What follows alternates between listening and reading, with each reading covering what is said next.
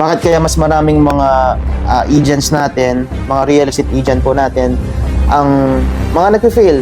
Kasi di ba sir, parang sa population natin, parang ilang percent lang yung successful. If you're not proud of what you're doing, you will not be successful. Dapat, willing tayong gawin ito, hindi tayo nahihiya. Dito papasok, no? Yung aking tinatawag na the IPC of success. Kasi when we go into something, dapat seryoso tayo, Yes, po. dapat gagawin natin yung dapat. At ito nga yung IPC. Ano yung IPC? Are we willing to be identified with their business? Kasi kung gusto nating ma-identify talaga ng negosyo natin ay real estate, sigurado hindi natin tatalikuran to kasi itataguyod natin hanggang dulo. So dapat willing tayong gawin ito, hindi tayo nahihiya kasi itong negosyo natin. Ang real estate selling, kahit yung pag-ahente, ay isang negosyo. Pag itinuring mong negosyo yan, hindi mo basta iwanan. Yes, po. Second, yung letter P, ito na yung pride.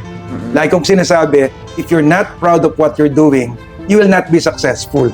Pero kung proud ka sa ginagawa mo, kahit may mga challenges, kahit mayroong mga obstacles na dadating, itataguyod mo yan kasi you are proud to be with that business. Di ba? Hindi ka papayag na hindi mo ipagtatagumpayan kasi very proud ka of what you're doing.